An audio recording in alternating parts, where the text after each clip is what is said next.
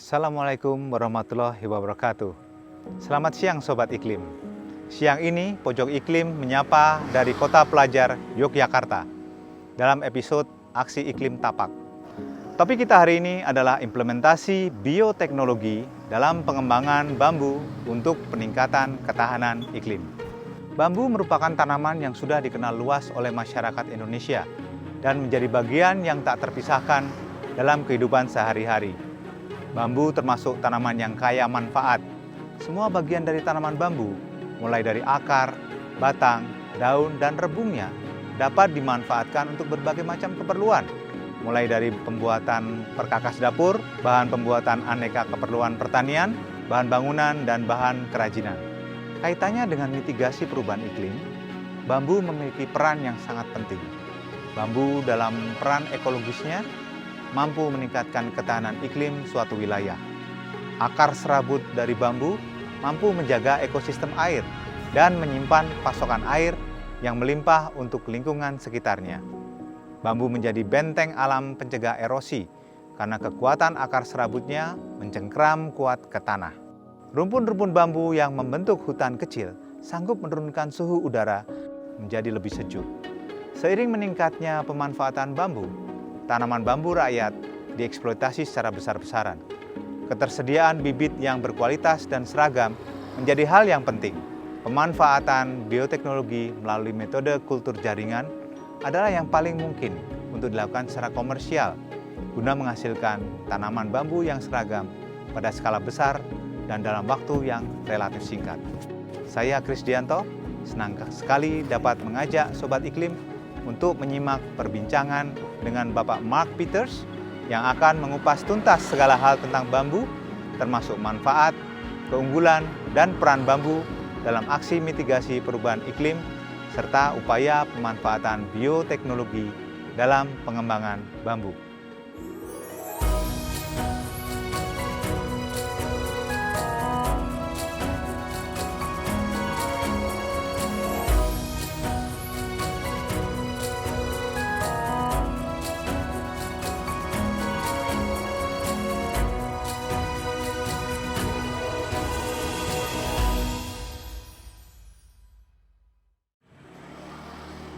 Hey Pak Mark. Hei Pak Kris, How are you? baik-baik, apa kabar? Oh, Sehat, baik. Wow, waduh, bagus sekali. Ini sepeda bambu, Pak. Ya betul, Oh, ini ini semua dari... pionir bambu, ini sudah umur 9 tahun, Oh, sudah lama. jadi Ini ada bagian-bagian kerangkanya bambu ya, Pak? semua bambu, dan biasa itu pakai besi, ini masih tidak pakai besi. Oh, oke. Unik, Menarik. menarik.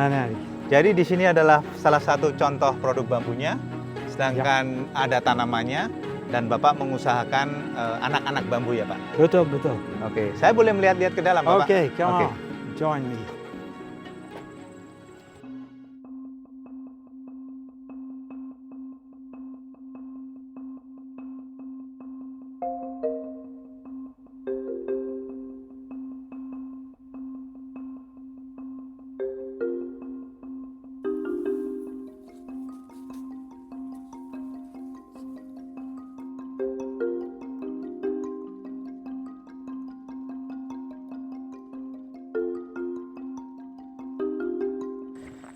Jadi memang bambu ini dikembangkan melalui kultur jaringan ya, Pak Mark ya? Ya betul ya, kita jadi salah satu perusahaan yang buat itu, tidak begitu banyak perusahaan yang buat kultur jaringan dari bambu. Banyak yang bikin kultur jaringan, tapi bambu kita sedikit unik di Asia.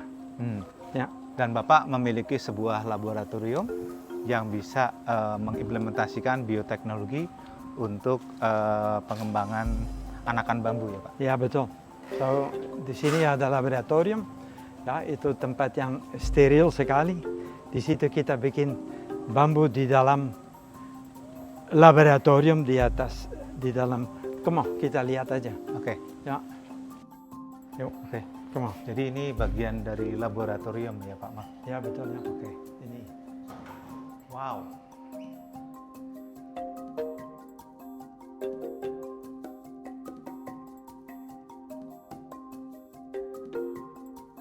Sobat Iklim, Pak Mark Peters ini asli Belgia.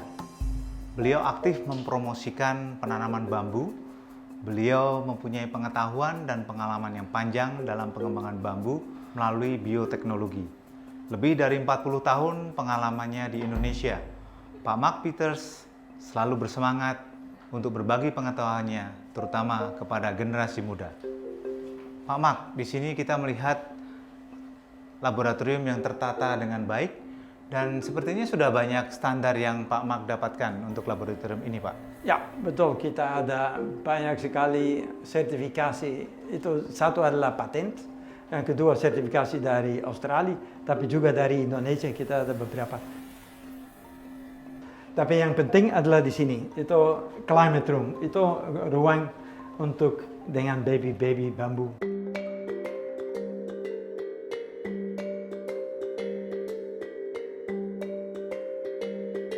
So, semua jar punya bambu kecil. So, awalnya itu mulai dari yang pipa itu, yang ada potongan dari bambu. Dan harapan kita adalah untuk bambu tetap tumbuh di dalam media yang ada di situ. Kalau itu tumbuh, itu bagus sekali karena itu risiko untuk kontaminasi yang tidak jadi. So, itu susah sekali. Banyak yang tidak berhasil di situ. Tapi kalau kita bisa ke step berikutnya. Ada multiplikasi di jar yang bulat sebelahnya. Itu bambu adalah di situ, tapi tidak ada akar. Dan itu kalau mau dapat akar, kita harus ganti media lagi dan ada akar di dalam jar yang kecil yang tinggi. Dan kita baru bisa pindah itu bambu ke luar. So ini ruangan itu overpressure, artinya itu ada tekanan dari udara keluar. So supaya tidak ada binatang yang bisa masuk. Juga temperatur kontrol 23 derajat dan lembab juga terkontrol, dan sinar itu lampu hidup dari jam 4 siang sampai jam 8 pagi. So di sini bambu dapat lebih banyak sinar daripada di alamnya. Tertentu media untuk pertumbuhan bambu itu. Ini ada kira-kira ada 180.000 di dalam ini. 180.000? Ya, itu ada di sini. Tapi ini rollover ya, so kita mesti ganti media setiap 4 minggu harus ganti media. Karena itu media habis dan itu bambu tidak tumbuh, so harus dibuka di dalam ruang steril. Maaf, kita tidak bisa masuk karena itu steril sekali, ada problem untuk masukkan dan mesti ganti pakaian. So, di situ kita pindah dari jar dengan media baru, dan dari situ ada multiplikasi.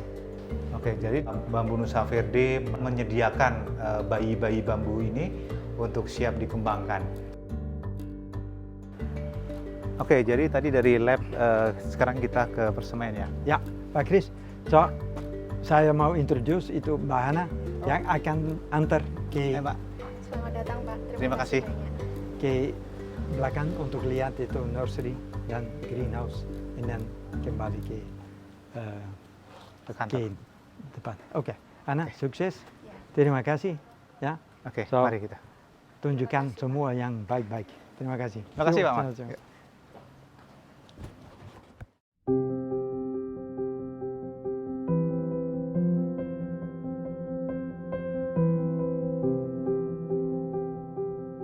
Mbak Ana, jadi tadi setelah dari laboratorium, berapa lama dia di laboratorium?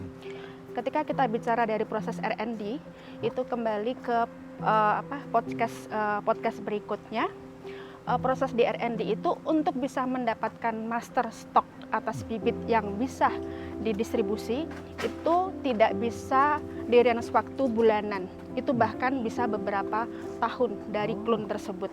Karena kadang-kadang sama-sama Dendrocalamus asper, tetapi sumber benihnya itu berbeda, itu akan menimbulkan SOP yang berbeda juga. Ketika tahap itu sudah selesai, itu kita akan masuk ke tahap produksi. Nah, di tahap produksi itu kita bisa bicara berapa bulan. Nah, dalam 1 bulan dari satu master stock itu bisa mempunyai potensi 50 sampai 100.000 sampai 200.000. Tergantung dari kualitas atas bibit tersebut untuk bisa dimultiplikasi berikutnya. Nah, di dalam proses multiplikasi ini nanti kita akan masuk ke proses perakaran atau routing, Pak. Nah, di situ kita mempunyai SOP dan super formula untuk mengakarkan bibit tersebut. Nah, di dalam proses perakaran kita hanya butuh waktu 3-4 minggu. Nah, setelah perakaran itu selesai, tanaman itu akan dikeluarkan atau bisa juga langsung didistribusikan, tetapi belum menjadi tanaman yang siap tanam.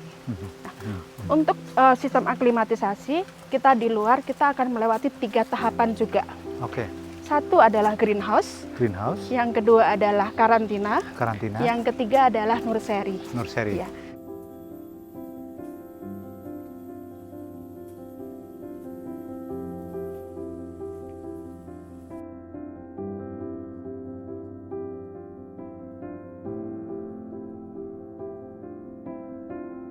Oke, jadi setelah dari lab tadi sekitar masa produksi 2 bulanan ya. Iya, Setelah itu dipindahkan kemari. Iya, Pak. Ini namanya greenhouse. iya betul, Pak. Oke, jadi greenhouse tadi ini sudah dibedakan antara perlakuan dan juga mungkin ada jenis-jenis yang lain juga ya. Betul, Pak.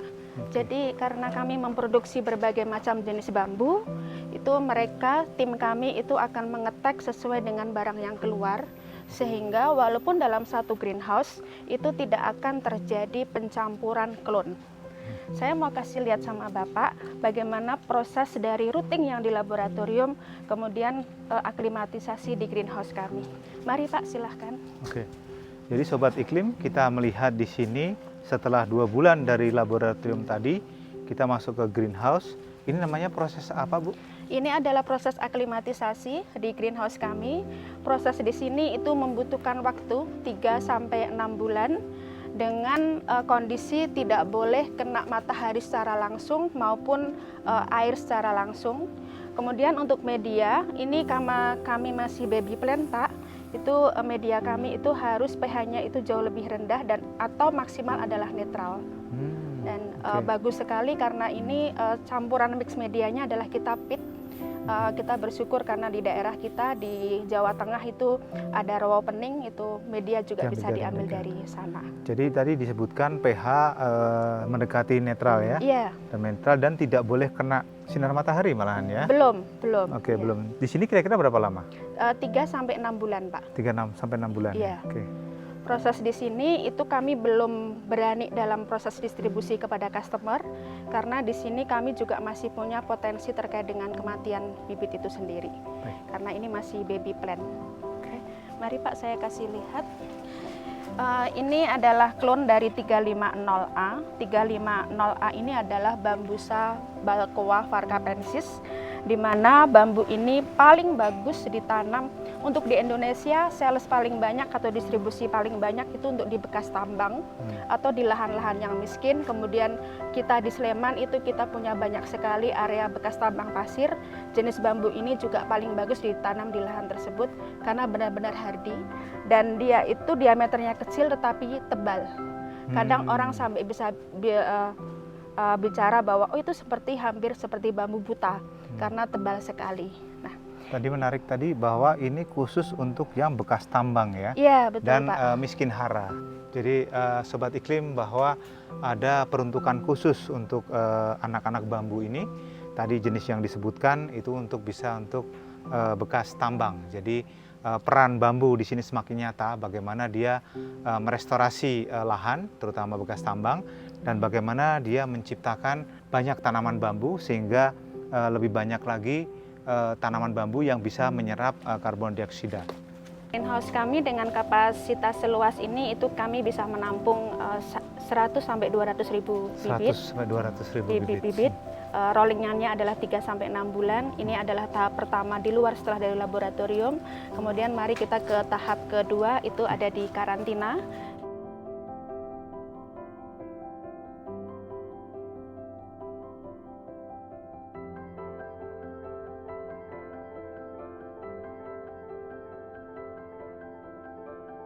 Apa sih keunggulan dari bibit kultur jaringan tersebut? Saya akan kasih lihat. Pertama adalah kita bicara dari kualitas perakaran. Jadi kalau bambu itu sedikit berbeda dengan pohon, Pak.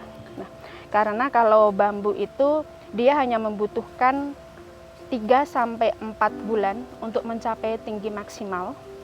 Tetapi karena bambu itu masuk ke dalam tanaman, satu adalah HBK, di Indonesia paling banyak ditanam di daerah aliran sungai, jadi kita membutuhkan kualitas perakaran yang dimana bambu bisa ditanam di kondisi lahan apapun dengan kondisi curah hujan seperti apapun.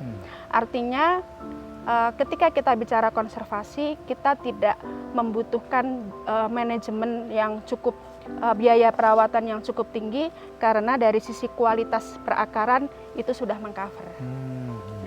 Kita lihat ya, memang semuanya akarnya seperti ini ya, mereka kuat ya.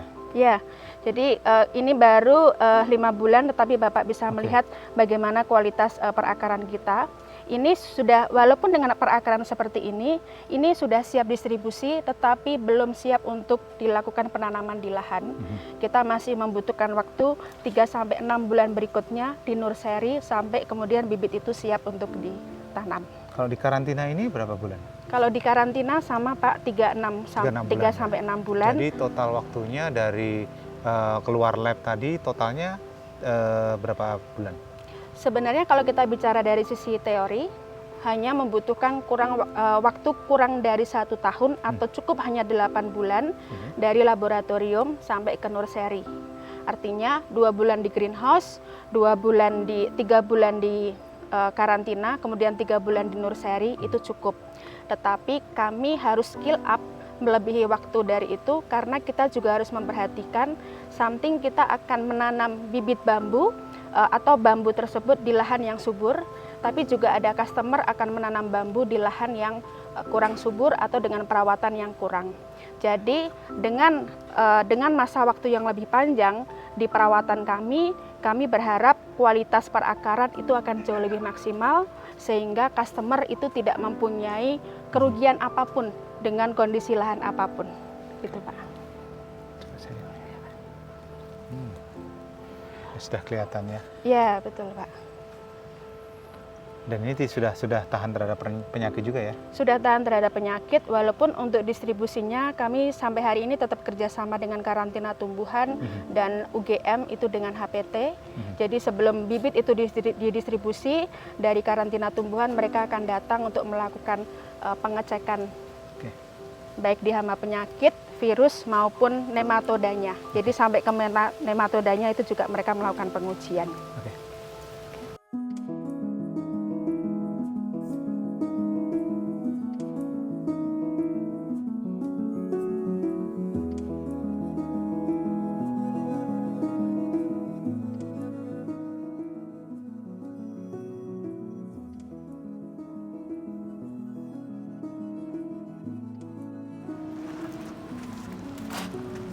Oh, Pak.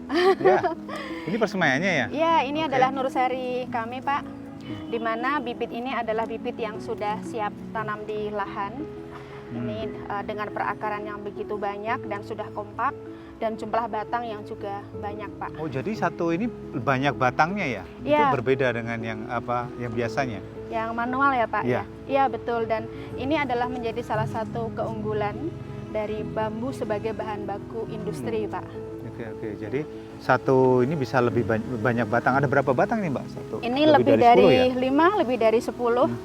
Dan kami itu distribusi itu bukan berdasarkan jumlah batangnya, tetapi sama tetap per polybag. Artinya harga adalah per polybag, baik dengan jumlah 5 ataupun dengan jumlah 10. Posisi seperti ini, Pak, ketika kita ditanam di lahan dari kultur jaringan dengan jumlah batang yang banyak, artinya dalam masa waktu yang sama, itu akan menimbulkan potensi pertumbuhan batang baru juga akan jauh lebih banyak. Sehingga kalau kita bicara tentang apakah bambu bisa menjadi bahan baku industri, produk dari kultur jaringan itu mempercepat proses tersebut, Pak. Tapi selain didistribusikan kepada para industri untuk ditanam, juga terhadap masyarakat ada ya dari Bambu Nusa Verde? Ya, betul Pak. Jadi kami bersyukur karena sejak dari 2010 kita bekerja sama dengan TJSP. TJSP itu adalah forum tanggung jawab sosial yang dibawahi langsung oleh Bupati di Kabupaten Sleman. Kami menjalin kemitraan dengan beberapa UMKM dan kelompok tani hutan. Hanya implementasinya adalah kami mengkonservasi lahan-lahan. Kebetulan di Kabupaten Sleman cukup banyak lahan-lahan bekas tambang pasir, Pak. Dan kami berproses dengan kelompok tani tersebut bagaimana menginisiasi lahan-lahan yang sudah miskin, yang mungkin sudah tidak ada tanaman apa-apa, kita akan tanam bambu. Harapannya itu bisa menjadi, satu adalah jasa lingkungan, yang kedua kedepannya untuk mencapai stok yang mandiri, Pak. Jadi kemandirian stok terkait dengan percepatan ekonomi itu kan juga penting. Kami menginisiasi dengan kemitraan kami dengan beberapa kelompok tani di Kabupaten Sleman. Berarti ini boleh saya bawa ya? Boleh, Pak, monggo. Oke. Silahkan. Terima Oke, kasih banyak. sangat menarik, sangat menarik. Wah, saya belajar banyak Sobat Iklim. Saya belajar banyak bagaimana bambu ini dikembangkan. Hei Pak Mak. Ya. Cukup jelas? Cukup jelas Pak, cukup jelas. Siap. Terima kasih banget. Oke, ini saya kembalikan di sini dulu ya. Oke.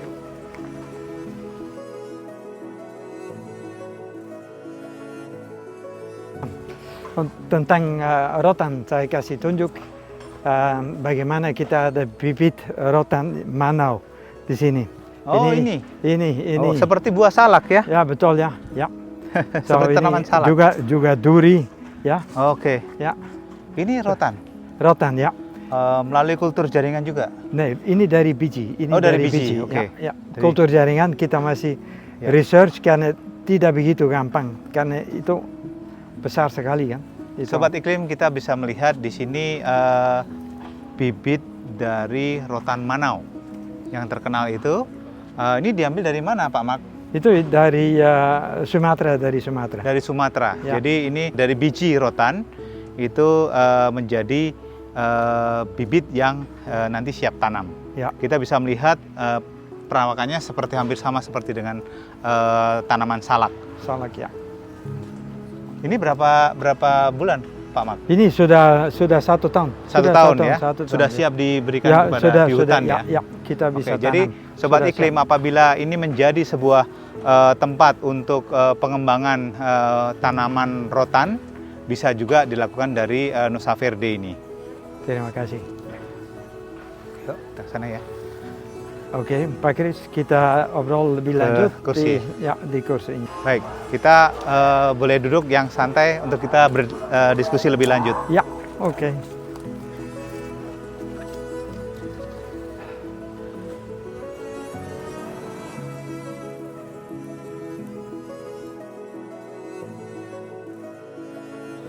Sobat Iklim, tadi sekilas saya telah menyampaikan profil singkat Pak Mak. Ini menarik bagaimana cerita awalnya Pak Mak ini bisa berlabuh di Indonesia dan tertarik dengan dunia bambu, Pak Mak. Ya, terima kasih Pak Kris untuk pertanyaan itu. Saya sebetulnya lama sekali sudah di Indonesia. Saya datang tahun 77, saya jadi pakar telekomunikasi. Tapi akhirnya telekomunikasi harus bikin sesuatu yang baru, dan saya seleksi sesuatu untuk bikin green. Dan kebetulan ini perusahaan adalah di sini Bambu Nusa Verde. So saya kembangkan bambu untuk bikin hijau, bikin dunia hijau. Wah, menarik juga. Ini ahli telekomunikasi. Ahli telekomunikasi ini jauh sekali Pak dengan bambu yang dikembangkan. Mungkin ada hal yang khusus untuk keilmuan tentang bambu ini, terutama untuk dari kultur jaringan ini, Pak. Waktu saya dengar itu ada perusahaan di sini, saya mau belajar karena saya pakar telekomunikasi. So harus belajar sendiri dan sama perusahaan yang dari Belgia. So saya lihat ini bambu punya peluang untuk akan datang. Padahal itu tahun 2009 dan baru saat ini kita omong banyak sekali tentang bambu. Di mana-mana ada bambu, bambu adalah yang kayu untuk akan datang sebetulnya. 1001 aplikasi bisa buat dari bambu, 1001 end product. Oke, sangat menarik ya Pak Mak, bahwa bambu itu di mana-mana di Indonesia dan di dunia banyak digunakan, dan saat ini memang tidak banyak orang menyebarkan itu. Ada khasnya nggak? Ada daya tarik tersendiri dari bambu ini, dilihat dari produk-produknya atau dari bentuknya, dia kan sebenarnya kan rumput ya Pak Mak ya? Nah, ini rumput dan beda dengan bambu yang di Cina. Karena itu yang lari kan, karena di sini bisa lihat ini ada rumput. Saya mau cerita sedikit itu tentang kenapa saya lihat itu bambu Nusa Verde kultur jaringan. Karena kalau kita lihat di Indonesia banyak sekali bambu, tapi kalau mau bikin seperti di Cina 1001 end product, itu mesti bikin sedikit besar, mesti bikin lahan besar yang tanam bambu untuk dapat feedstock, untuk dapat itu bahan baku untuk bikin, bisa jadi kertas, bisa jadi papan, bisa jadi itu. Dan bagaimana itu bambu yang tropis tidak ada biji. So jarang ada biji kalau bambu berbunga itu bambu mati. Tapi dengan stek Anda tidak bisa bikin masal seperti yang bisa dilihat di laboratorium. So saya kira itu dulu, saya coba untuk bangun bambu Nusa Verde untuk bikin besar. Mungkin saat ini karena Pak Kris sendiri datang, so, ini kita menggolkan sesuatu sama itu kehutanan. Ya, sangat menarik. Jadi dari ahli telekomunikasi, kemudian tertarik pada bambu, kemudian mencoba mengembangkan bambu. Ini ada hal yang menarik, yaitu terkait dengan kultur jaringan. Tadi disebutkan Pak Mak bahwa bambu itu bijinya sulit, kemudian sulit berkembang, dan anakannya itu kan kadang kita makan ya Pak Mak ya, dalam bentuk rebung. Tapi kultur jaringan ini kan tidak biasa begitu Pak Mak. Dan apakah itu yang menjadi challenge Pak Mak bahwa sebaiknya bambu itu dibudidayakan melalui kultur jaringan? Ya, kultur jaringan bisa buat itu volume kan, bisa bikin banyak di dalam 1 bulan, bisa bikin kita buat ini saat ini 50.000, kita mau naikin lagi lebih dari 50.000 bibit per bulan. So kembali untuk bikin industri ya kita mesti cari solusi karena tidak ada biji ya itu adalah kultur jaringan. Jadi kultur jaringan itu merupakan solusi ya untuk perbanyakan dari bambu ini ya. Baik Pak Mak, apakah saat ini ada masalah di kultur jaringan kita sendiri? Sedangkan ini kita di alam tropis di Indonesia dengan kepakaran yang Bapak punya, dibantu dengan peneliti-peneliti di Indonesia terkait kultur jaringan ini sudah berlangsung sekian tahun, ada masalah nggak Pak Mak? Ya, itu kembali kita kebanyakan yang kita lakukan di luar produksi bibit juga adalah itu penelitian kan, kita bikin banyak R&D untuk bikin produksi itu sempurna. Tidak banyak perusahaan yang seperti kita ada di dunia. Kita rather unik, kita adalah satu pakar di dalam bidang itu. Dan kalau mau Google aja bisa lihat berapa perusahaan yang commercially bikin itu bambu dari kultur jaringan.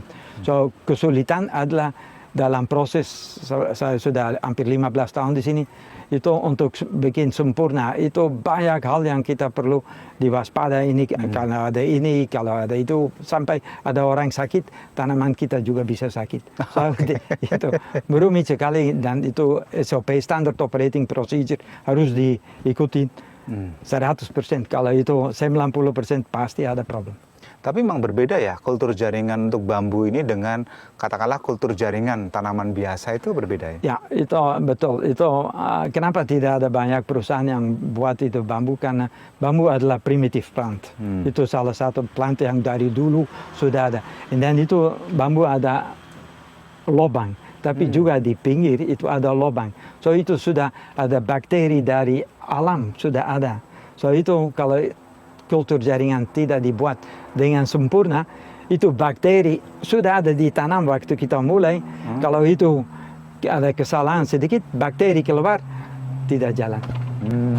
So karena itu untuk mengatasi itu, saya masih ingat sebelum saya masuk itu saya ikut satu seminar dan di situ di Thailand, Prof bilang, tapi kita bisa produksi sedikit, cuma 400 bibit per tahun. Dan itu Pak Yan yang punya ilmu teknologi, dia bilang saya bekerja 8 tahun untuk atasi itu problemnya. Oke, jadi sudah 15 tahun, Ya. sudah mengatasi beberapa hal penyakit dan juga saat ini sudah dibilang berhasil ya Pak Mak ya, Ya, dengan saya kultur kira jaringan bisa, itu. ya. Dan saat ini kita akan bersama-sama mendiskusikan terkait dengan pemanfaatan bambu di Indonesia. Pak Mak, seperti tadi kita lihat Anda juga bekerja sama dengan industri untuk mengembangkan inovasi pengolahan bambu. Menurut Anda, bagaimana sih kondisi industri pengolahan bambu saat ini? Yang jelas sih berbeda dari negara yang lain ya. Kita punya spesifik sendiri. Mungkin kita perlu dari kacamata Pak Mak nih, pengolahan bambu di Indonesia ini bagaimana Pak? Pak Kris, ya. Itu yang saya alami itu 2009, 2010. Semua orang bilang itu Anda itu orang asing, dan Anda mau bambu untuk apa? Untuk apa? Karena kita pakai itu biasa untuk bikin kandang atau untuk atap. So dari situ saya lihat itu kita mesti edukasi. So saya coba bikin papan sendiri. Dan itu kertas sendiri, arang sendiri, sampai itu kirim untuk tekstil. Karena itu semua bisa dari bambu di Indonesia. Itu Cina punya itu banyak sekali itu industri besar sekali dengan bambu. Tapi Cina ya dia punya hutan bambu. Indonesia ada rumput di sini, rumput di sana, rumput di sini. Tapi itu semua adalah di bambu, bisa bikin papan untuk flooring, bisa untuk gudung. Itu semua bisa dari bambu. Dan kita ada di sini, tadi saya tidak cerita karena Indonesia punya bambu yang paling bagus. Dan ada yang di sini bambu petung. So dari situ yang founder dari Bambu Nusa Verde datang ke Indonesia karena Dendrocalamus asper atau bambu petung. Dendrocalamus asper. Ya, menarik ya. Tadi disebutkan Pak Mak bahwa bambu itu untuk bikin kandang. Sedangkan kalau kita bicara pengolahan bambu, kita berbicara investasi. Yes. Investasi dan juga teknologi yang digunakan. Tadi Pak Mak menyebutkan dibuat papan itu apakah model lamina dengan perekat begitu, Pak? Ya, itu ada, ini juga ada kursi, itu semua dari bambu. Biasa itu kalau mau tahan lama harus bikin treatment kan, karena bambu adalah famili dari sugarcane-nya. So itu banyak gula di dalamnya, so harus dikeluarin supaya bisa tahan lama. Dan itu kembali kalau sudah di treatment dan baru dibelain, disambung, itu cukup rumit.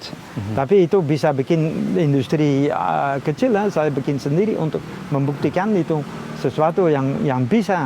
Tapi saya cuma bikin contoh-contoh untuk supaya ada tamu datang, itu bambu untuk apa? Oke, ini ada papan, ini ada flooring, itu semua kita bisa tunjuk. Baik, tadi Pak Mak menceritakan bagaimana di negara lain, di negara tirai bambu sepertinya itu, mereka sudah sangat maju. Dan kalau dilihat dari situ Indonesia sangat tertinggal ya Pak Mak ya.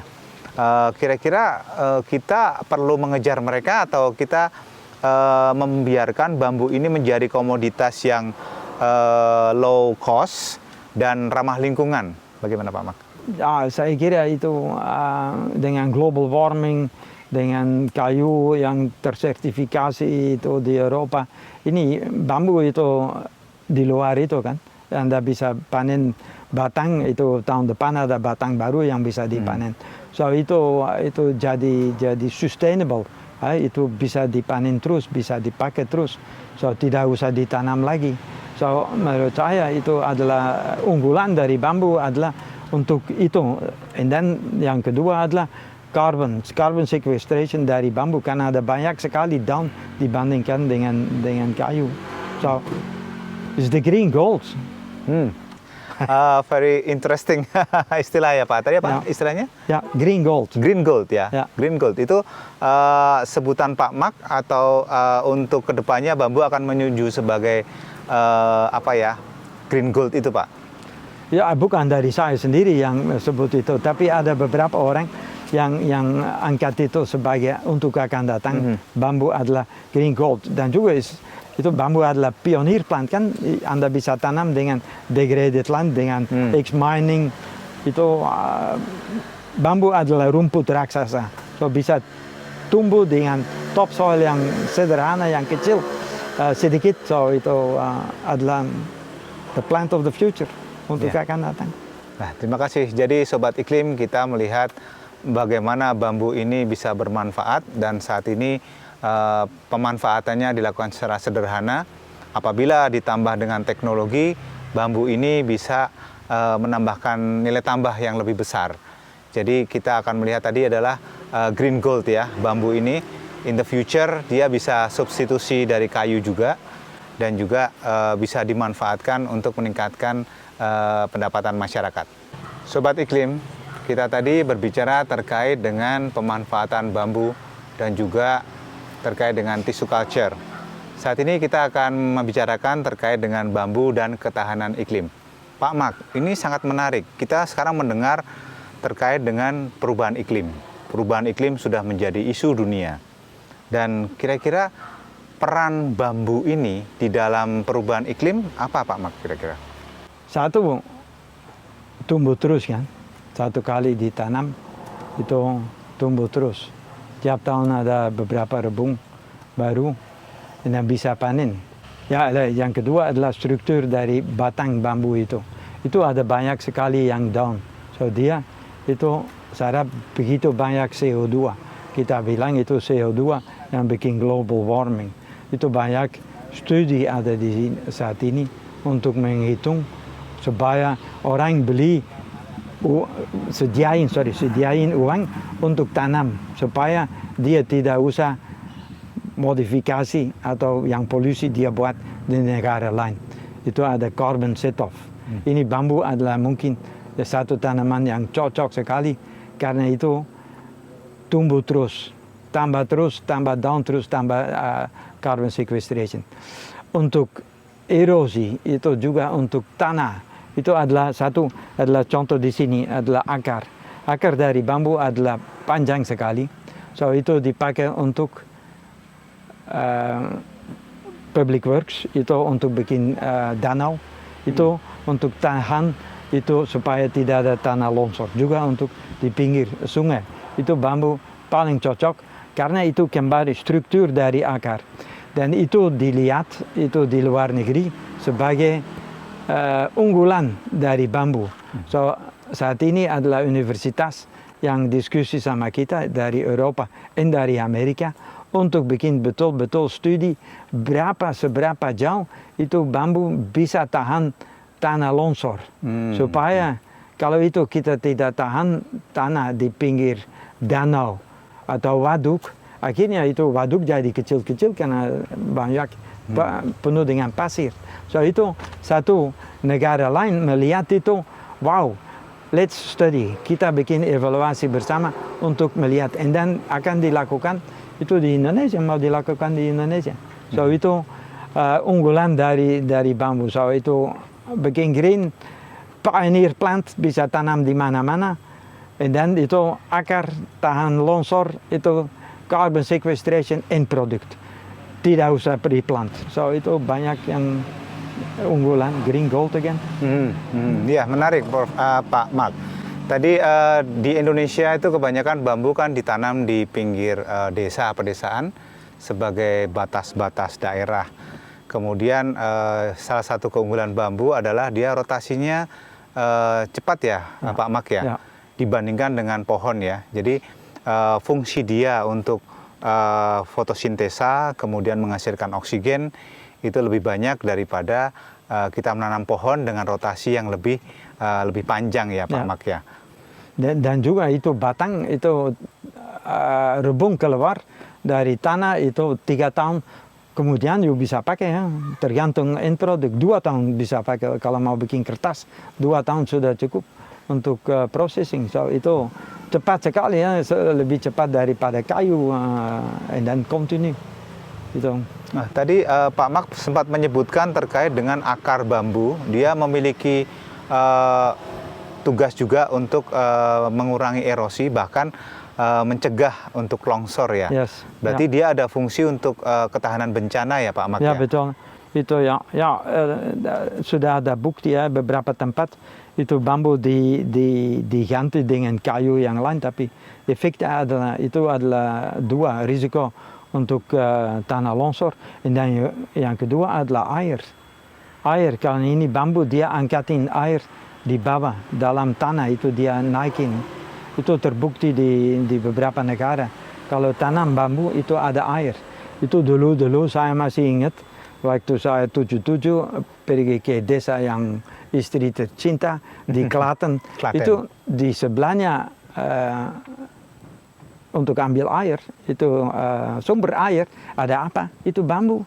Karena itu kembali fungsi di situ adalah untuk air supaya ini air ada di situ. Ini Jadi itu ada tanaman bambu itu juga menyebabkan ketersediaan air di sekitarnya. ya betul. Oke. Ya.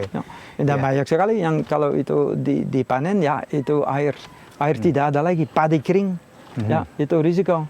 So itu bisa ditanam di atas padi supaya kontinu musim kering masih tetap ada air.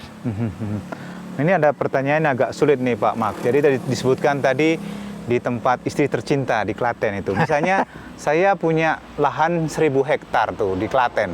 Kemudian kosong, tidak ada tanaman. Kemudian pilihannya adalah saya menanam pohon atau saya menanam bambu. Gimana Pak Mak? Ya saya langsung jawab bambu lah. Jadi mending bambu ya.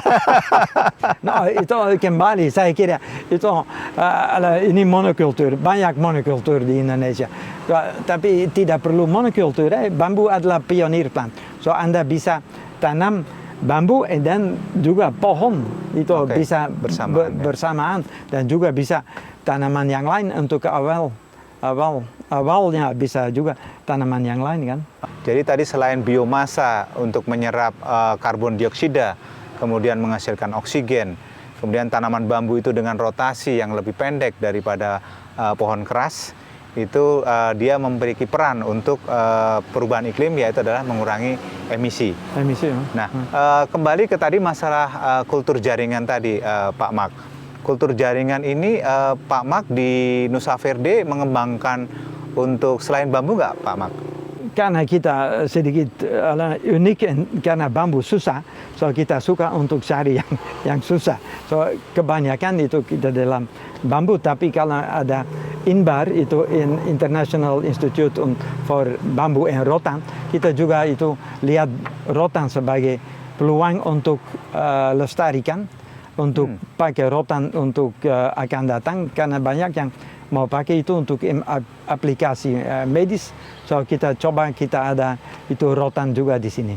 Oke, menarik. Jadi ada bambu, ada rotan. Jadi sama-sama satunya adalah giant grass, satunya adalah palem ya, palem tanaman memanjat. Ini sangat menarik Sobat Iklim, bahwa selain bambu di Nusa Verde ini diuji cobakan juga untuk tissue culture untuk rotan. Tadi disebutkan untuk medis ya, ini kita kayaknya Indonesia baru dengar nih. Kira-kira arahnya untuk obat apa atau untuk hal-hal yang bisa dilakukan terhadap rotan ini? Karena saya pikir rotan itu yang kita tahu adalah untuk furniture, Pak Mak. Ya, saya kira dari awalnya juga lihat itu rotan untuk furniture. Tapi itu ada satu perusahaan di Eropa, ya, di Italia, Greenbow, yang ketemu itu rotan bisa jadi satu solusi untuk perbaiki tulang yang patah. Karena rotan itu akhirnya jadi bone, jadi tulang lagi. So tidak usah pakai titanium. Dan itu rotan yang Italia mau adalah cuma ada di Indonesia.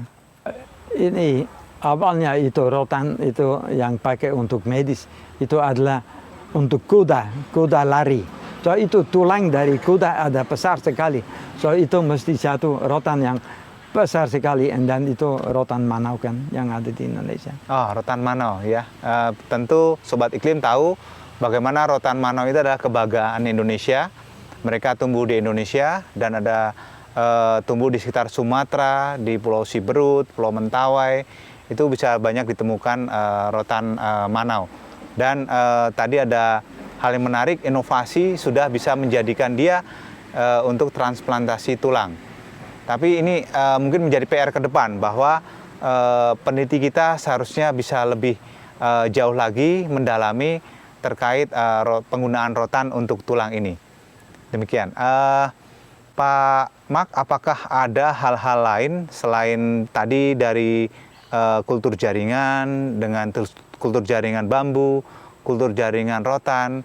Kira-kira ke depan Pak Mak mimpinya apa lagi nih Pak untuk bisa mengkultur jaringkan yang katanya Pak Mak suka yang sulit-sulit begitu? Ya, itu Pak Kris bisa tentukan apa yang Pak Kris mau untuk lestarikan di Anggrek sudah Indonesia. bisa. Anggrek sudah bisa kultur jaringan. Ya. Oh, Anggrek, ya anggrek itu, tapi anggrek itu banyak yang buat. Kita unik, kita mesti Oke. lestarikan. Itu kalau ini Pak Kris punya ini di dalam hutan ada tanaman ini, risiko itu jadi punah. Kita diskusi ya, kita coba supaya Oke. itu selamatkan itu hutan di Indonesia dengan ya kultur jaringan. Oke, menarik Sobat Iklim bahwa ada beberapa jenis yang mungkin sudah punah ya. Kita memiliki 3.667 jenis tanaman keras di Indonesia, tanaman tropis. Tropis ya, tidak ada di hutan selain Indonesia. Jadi di situ kita perlu melihat dan tantangan Pak Mak ini untuk dikembangkan secara kultur jaringan. We try. Ya. Terima kasih. Baik, Sobat Iklim, kita akan mengakhiri bincang-bincang kita. Saya persilakan kepada Pak Mak untuk memberikan closing statement dari ketertarikan Pak Mak sebagai ahli telekomunikasi, kemudian cinta bambu, kemudian mengembangkan bambu, kemudian dengan kultur jaringan, bahkan sekarang ke rotan dan tadi ada challenge-nya bahwa akan jenis-jenis yang akan punah, the extinct species will be tissue culture di Nusa Verde. Silakan Pak, closing statement. Sebetulnya itu mungkin saya sudah bisa pensiun, tapi saya kira saya tetap karena saya cinta Indonesia, saya mau bagi ilmu yang saya dapat untuk jadi baik dan untuk very singkat itu tanam bambu aja. Oke, jadi teman-teman Sobat Iklim, kita harus tanam bambu. Tadi perkiraan Pak Mak bahwa kalau kita punya lahan ataupun penghijauan, hutan tanaman, kita mencoba, Pak Mak merekomendasikan untuk menanam bambu dan tentu saja bisa juga dikombinasikan dengan tanaman keras. Begitu ya Pak Mak? Ya, terima kasih. Sobat Iklim, kita tadi telah melakukan diskusi dengan Pak Mak Peters dari Bambu Nusa Verde. Suara daun-daun rumpun bambu yang saling bergesekan saat tertiup angin seperti sebuah orkestra alam yang mampu menghadirkan suasana tenang, teduh, dan damai. Bambu Soideae, demikianlah nama ilmiah dari bambu, dikenal juga sebagai tanaman konservasi air dan tanah karena sejumlah keunggulannya. Kita tadi mendengar dari Pak Mak bagaimana akar-akar bambu bisa menahan erosi, bagaimana peran tanaman bambu dalam perubahan iklim. Senang sekali Pak Mak Peters sudah berbagi hasil kerja kerasnya kepada Sobat Iklim. Semoga keberhasilan pemanfaatan bioteknologi di Bambu Nusa Verde dapat menginspirasi teman-teman kita semua Sobat Iklim dan para penggiat bambu di seluruh Indonesia. Terima kasih kepada Sobat Iklim yang telah menyaksikan Aksi Iklim di Tapak dalam episode pemanfaatan bioteknologi dalam pengembangan bambu untuk peningkatan ketahanan iklim. Sampai bertemu Rabu depan. Terima kasih. Wassalamualaikum warahmatullahi wabarakatuh. Terima kasih Pak Mak. Terima kasih, Pak Kris.